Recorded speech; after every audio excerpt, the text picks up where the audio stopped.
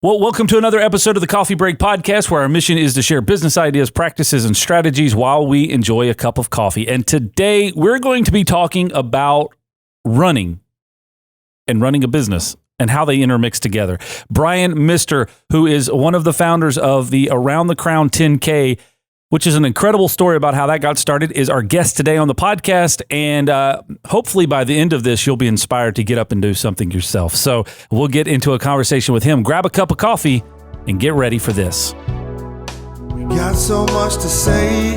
We got a podcast to make. We're sipping on lattes, and it's time for a coffee break. It's time for a coffee break. Oh, yeah. All right, welcome to another episode of the Coffee Break Podcast. Brian, thank you very much for joining us from an unknown remote location across town. We are excited to have you here. I know Aaron, who is our content creator and the guy that produces this for us every single week, has been super excited about getting you on the podcast to talk about a couple of different things. So thank you very much for taking time out of your super busy schedule right now.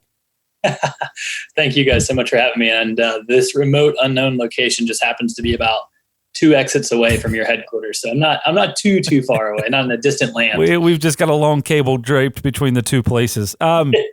Brian, we do a little episode or a little segment on our podcast called Rapid Fire, 5 randomly selected questions just to get to know you a little better and to kind of get under your skin a little bit. So are you ready to go? Super ready. All right, here we go. Number 1, if you were offered the position of mayor of our city, Charlotte, would you take it? Yes. Yeah. What would you do? What would be your first thing? Make people get outside and be more active. That's very just force them to do it because I'm the mayor. Just executive order. You must go outside. Yes. Number 2? What board game do you like the most? Yahtzee. Yahtzee. Is that a board game? Does that count? I don't even know if I've ever played Yahtzee. My wife and I have been playing it nonstop. Really? Yeah, that and cribbage, which is not a board game either. And we are not 85 years old, but we are still playing it. I don't know either one of those games. We've been playing Uno around our house a lot, but that's not a board game either. So, but it's easy to play anywhere, which is nice. You just bring a deck of cards with you to the park and Uno's set up. There you go. Very, very good point. If you could rid the world of one disease, what would it be? Ironic. Yeah, it's hard not to say COVID-19 there. Number 4, what is your favorite day of the week? Monday. All right, I got to hear the story. Why is Monday your favorite day of the week? The first thing that came to mind actually was like running related. So when you wear like a running watch, a lot of them will show or like you can track your weekly mileage. Mm-hmm. And it'll pop up. So it says it's, whatever time, the date, and then it shows me what my weekly mileage is. On Mondays at midnight, it flips back to 0. And it just shows me that I've started over. And it doesn't matter if I ran 2 miles last week or 60 miles. I got a fresh slate. Yeah. And it just says 0.0. So I get started again. There you go. Accomplishing big things. All right. Last question. Number 5. If you inherited or won $1 million, what's the first thing that you would do with the money? Oh, man. Probably put it away and do nothing or buy, let's make fun of this or have fun with this. I'd buy a lake house up at Lake James and go up there right now. Yeah. Yeah. Sounds Morgan's fun. Here we go. Very cool. Very cool. Well, thank you for participating in Rapid Fire. We'll give you a score of 732. So congratulations. That is a major winning score. Nice score. So, Brian, I want to get into a couple of things. One, and I want to hear your story. What is Around the Crown? Yeah. So Around the Crown is a running race that my wife and I have been working on for now over 4 years. We just, in the planning stages, we just had our actual inaugural race last year in 2019 on September 1st. It's a running race that's a 10K that goes around Charlotte, around meaning uptown. So we go on the major inner beltway I-277 for half of it, and then the other half of it runs through the surface streets of Uptown Charlotte. And last year we had about 5,000 people, and we have a big expo the day before with live music and bands and a kids race. And now this year, planning to do it again in December. So I want to really dive into this. So you said you were working on it for 4 years, and last year was the first one, right? 4 years to bring something like this to life. That's a major passion that not a lot of people have the wherewithal to keep kind of persevering to build to something that long. What is the drive behind that? That's impressive.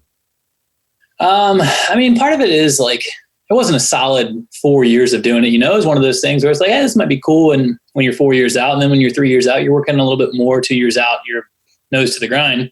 But it was just one of those ideas that kind of just kept popping up. Anytime we would do something, we would see someone else put on a race like it or an event like it. And one of the things that really, I think, got us going a little bit more was Open Street 704. I don't know if you guys have participated in that or know about that, where they shut down about 3 to 4 miles of streets here in Charlotte. They do it in a couple other places around the world, and they let people get out and meet their neighbors in a new way. You walk the streets versus drive them, and there's activities, anything from blowing bubbles to how to repair a bike.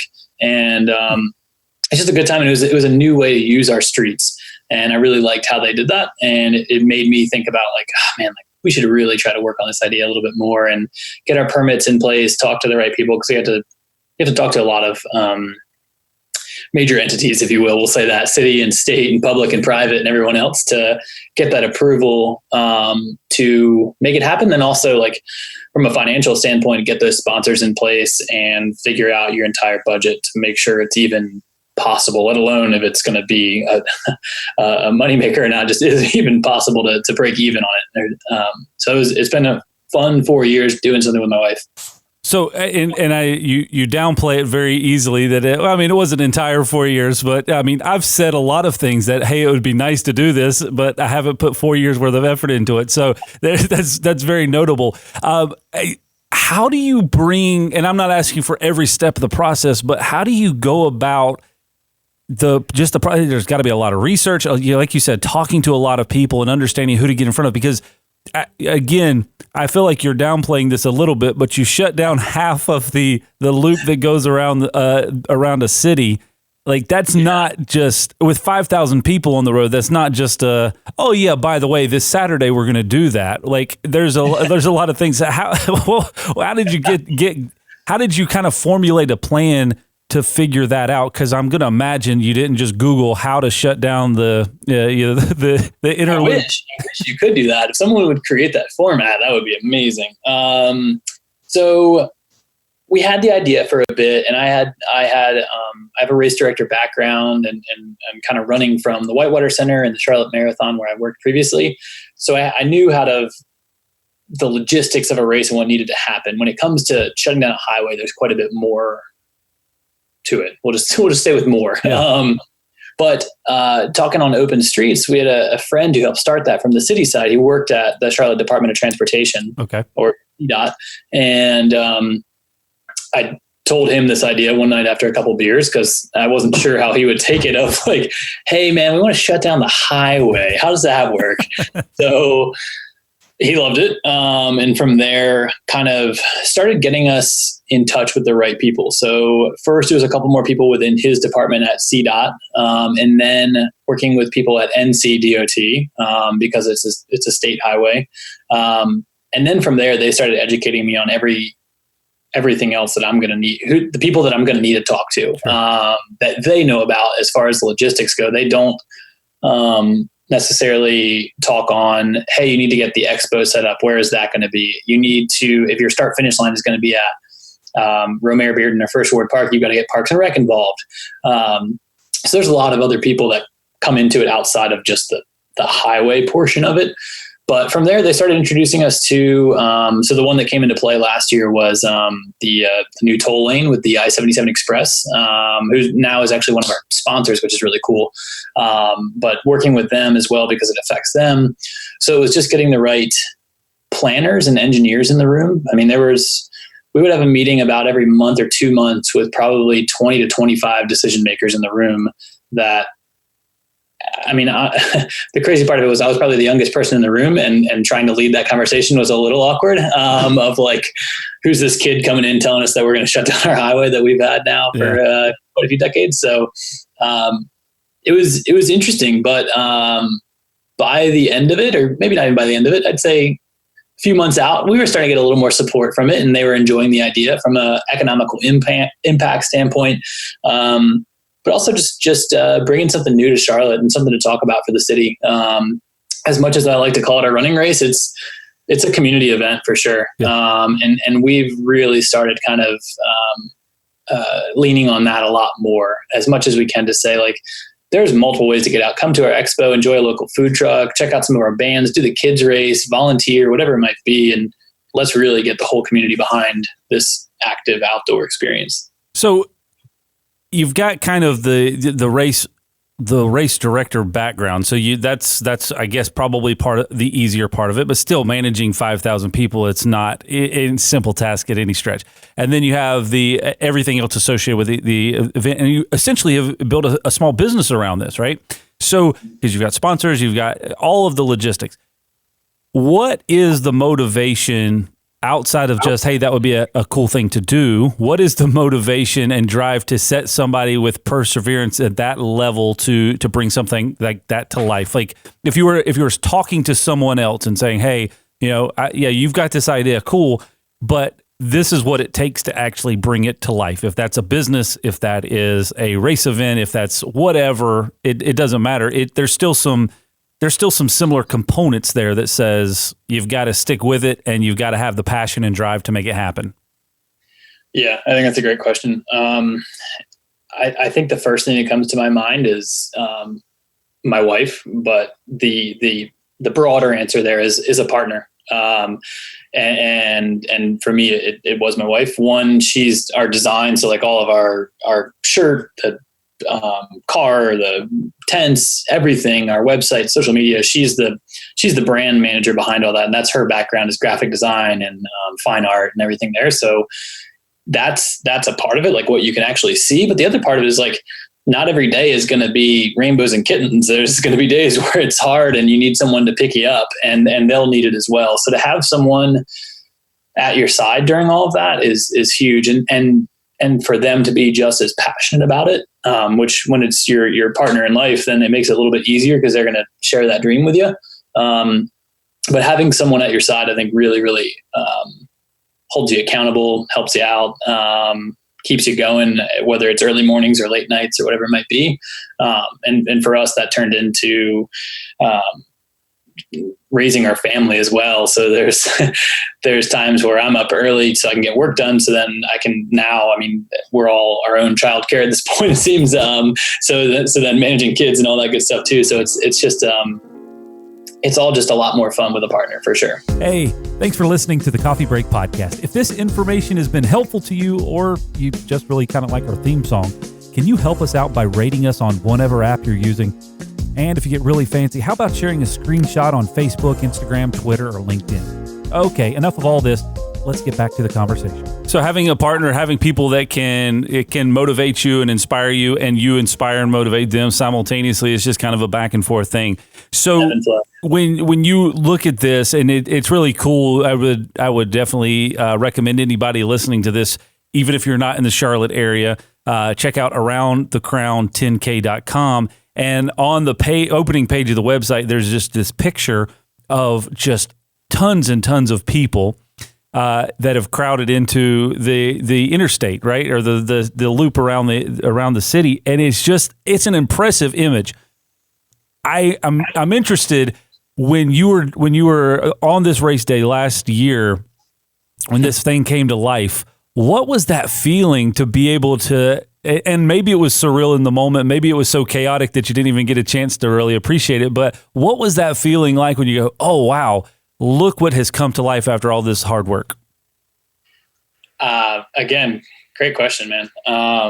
And it's fun because it makes me think back again. It's always fun going on, different podcasts or whatever it might be, just to relive it again. Yeah. It was great. And I would say much more surreal than chaotic.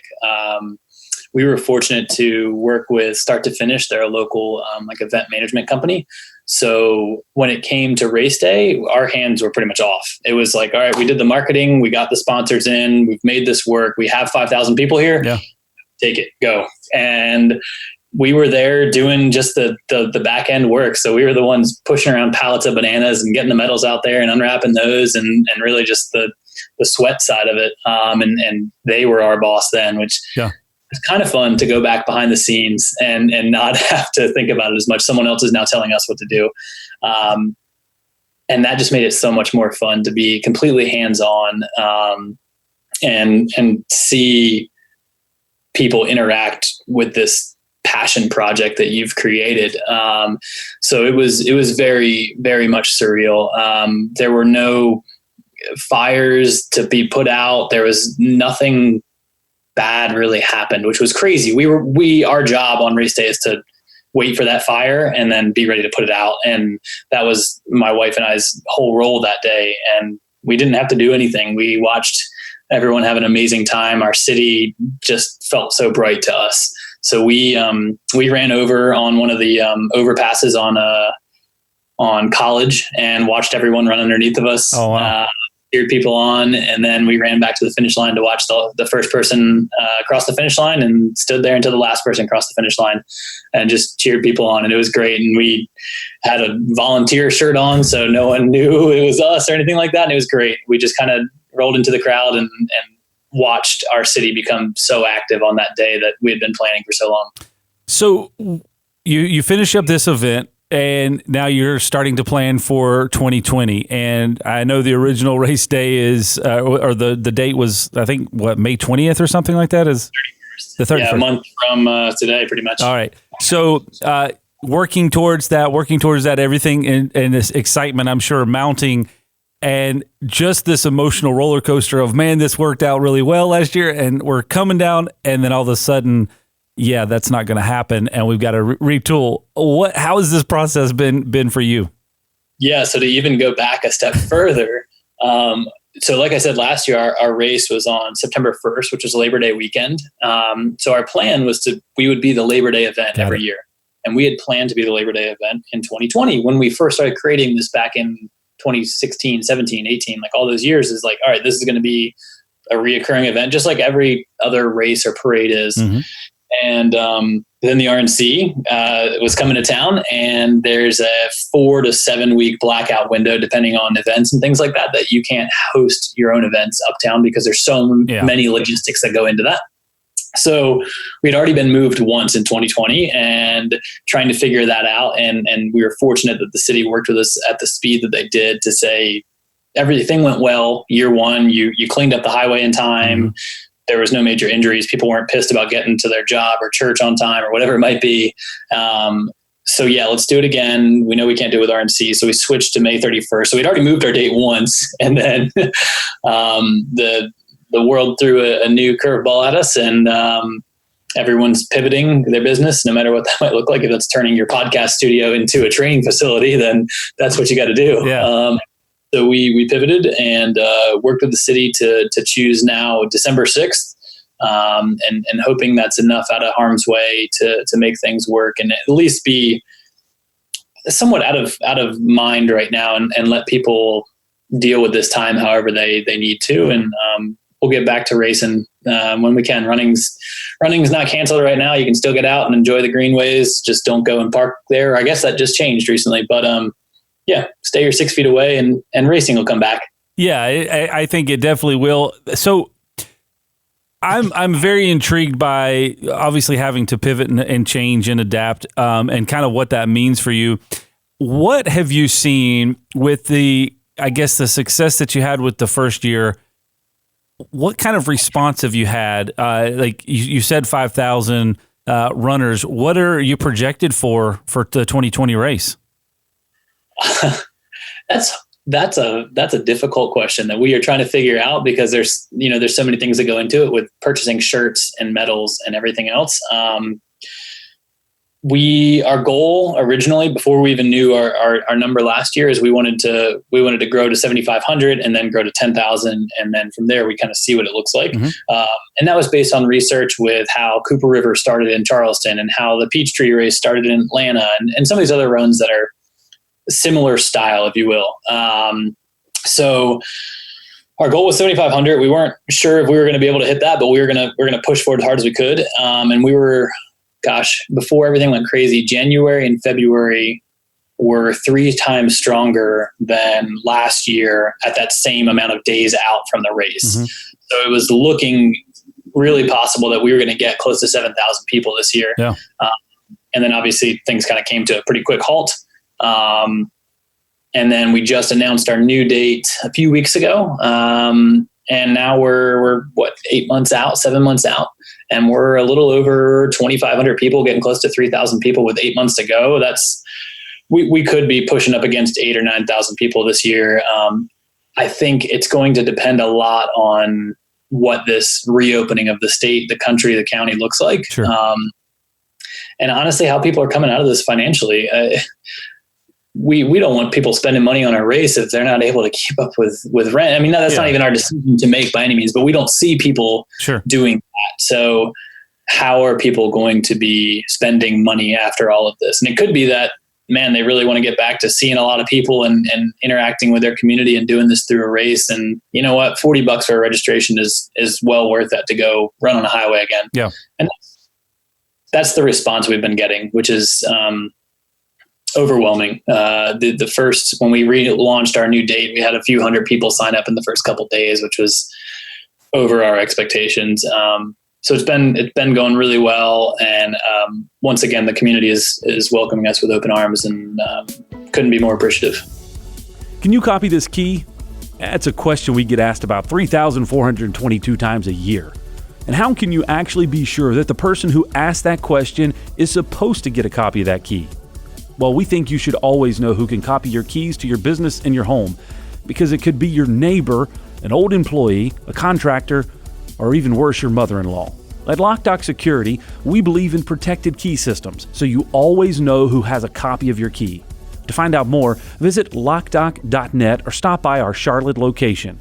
Loc-Doc Security, helping you protect your people and your property.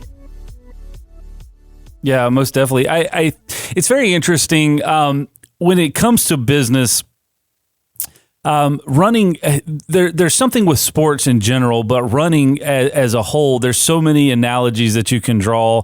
But there's also something motivational and inspirational about seeing people push through hard times, and that's really, I'm not a major runner in any way, but the few times that I have, there's just something motivational about once you start, that you especially when you go on a path, right? You go on some type of a loop, and you've got to get back, right? Yeah. And it's the matter of finishing. And so it's like in business, once you start something, it's easy sometimes to just stop and forget about it. When you go out on a run, and if you're not just running around a track, once you go on a run, you always have to come back. Like, you have to finish. So I'm interested your perspective and kind of the maybe the mission of Around the Crown, of how that plays in to motivating and inspiring people to just get started, and then on top of that, finish. Yeah. And I love that you mentioned there, like running a loop versus running kind of like an out and back, a straight line, and then you turn around and you come back. It's so easy to give up on something like that. It's like, well, I'm going to run 2 miles, then I'll turn around at 2 miles. It's like, you get to a half mile, I'm tired, I'm just going to turn around. When you do a loop, oh man, it forces you to make it happen. You're like, well, I'm 3 miles away from the house. Either way I go at this point, I'm going to have to keep on trucking. And I love that about running. I was talking with a friend just yesterday. His name's Rob Johnson. He's a fitness guy here in town. And he was talking about the first mile. He's like, I'm going on a 10-mile run, and he's a half mile in, and his body's like, screw this. Like, there's beer at home, there's a couch at home, there's Netflix at home. Like, I'm just going to turn around. And he's like, I had to physically say out loud, I'm running 10 miles today. I'm running 10 miles today. I've got to keep going. I'm running 10 miles today. And the power that can have on you to think through that mentally, emotionally, saying it out loud, what that can do to you. And when you hear that first mile tick over on your watch, when you see the mile marker pass in a race, it's like, all right, cool. Like, I got through one, I can do one more. And you start making those, and this is relating to business as well. You start making those little goals in front of you. Your goal might not be the next mile. It might be the next telephone pole or the next crack in the sidewalk or whatever it might be. And the next thing you know, you're like, shit, I just finished a marathon. How did I get here? This is awesome. Yeah. And it's impressive how that works, and how strong your mind can be and overcome those physical hurdles. It's really impressive. Remind me of what the last question there was, though, too. I kind of just want to hit on that. Like, well, as far as around the crown, how your kind of mission is in like kind of inspiring people to get started and then to finish.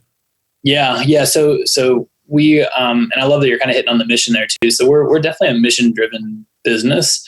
And our mission is pretty simple. It's moving one foot in front of the other to push Charlotte forward. And that can look a lot of different ways. That one of the things we're trying to get through, and you kind of mentioned it there too. You said, I'm not a crazy runner. I'm not a great runner, or might not be Aaron Beaver or anything like that, but you said runner, you're a runner. And that's the best part of it.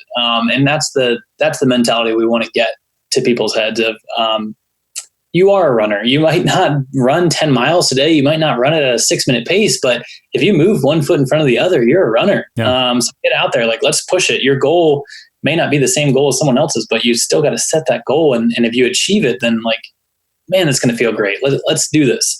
So I think having that mission of pushing Charlotte forward is broad enough, yet dialed in that I think we can do some pretty great things together. And that's what we're excited about. I want to add something into this, and maybe I'll just toss this out for your consideration to add into your mission, but adding the word together in there. It's interesting. So there's about a 3-mile loop. It's right at 3 miles walking out of our parking lot and around the area here. That very often we will go out on after work. And it is interesting because I've done that loop by myself. I've done that loop with one other person. I've done that loop with 5 other people. And it is different if you go out by yourself, because you have to be motivated to do it on your own. You got to, one, get out and do it. And 2, then you got to maintain and stay the course. And it's very easy, if you've ever gone out on a run like that, to get into it at a mile and you feel your watch buzz, or you feel that click turn over and, okay, I got a mile, so I'm gonna walk off a few steps here. But when you have somebody else with you, and I've seen this happen, I've seen it happen with me, I've seen it happen with other people. We have taken people out on that same run that are not regular runners, and they will stay with us at whatever pace we maintain for the course of that 3 miles. Yeah. And if you do it by yourself, it's harder to do, and oftentimes you just give up on it. But when you're with other people and you're doing it together, there's this weird, and I'm sure you've dealt with it before, but there's this weird pollination of motivation that continues to happen.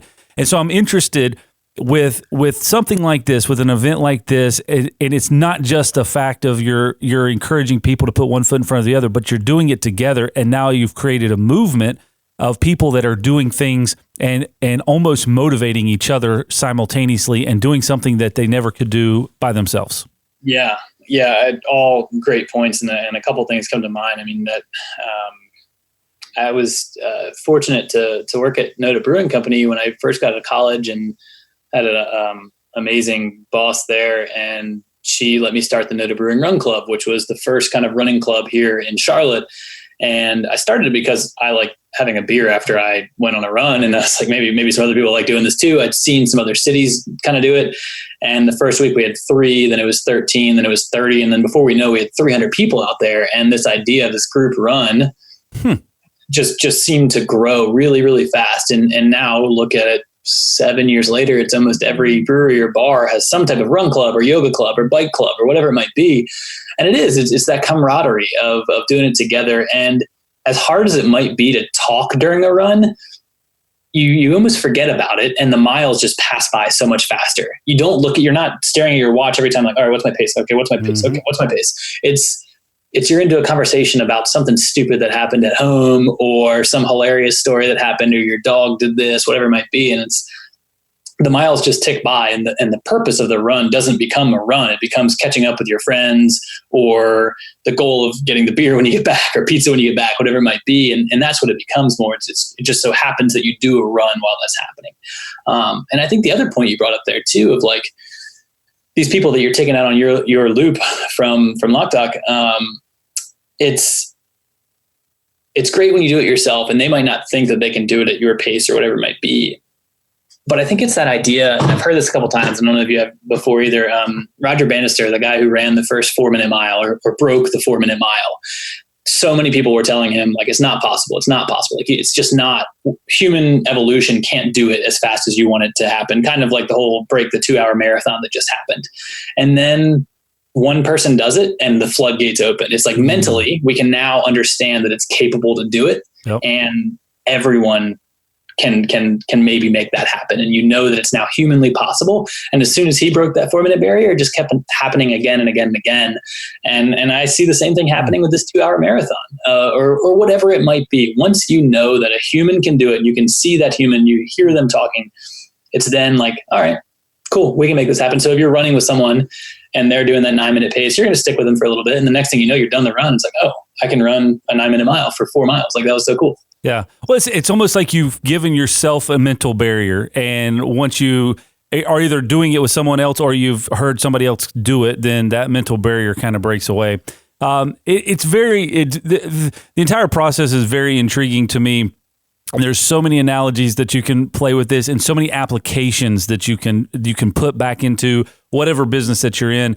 But one of the things that you just mentioned with your NoDa Running Club, or NoDa Brewery Running Club, is the simple art of community and the simple ask, right? Being available. Hey, I'm going to go run. Anybody want to join? And then it's 3, and then it's 10, and then it's 30, and it's 300. And then it's like, what in the world just happened? The thing that happened was Brian just stood up and said, hey, I'm going to do this. Anybody want to join? And I can tell you, like, right now in our organization, they have a pull-up and push-up kind of ongoing thing. You've seen it on Instagram.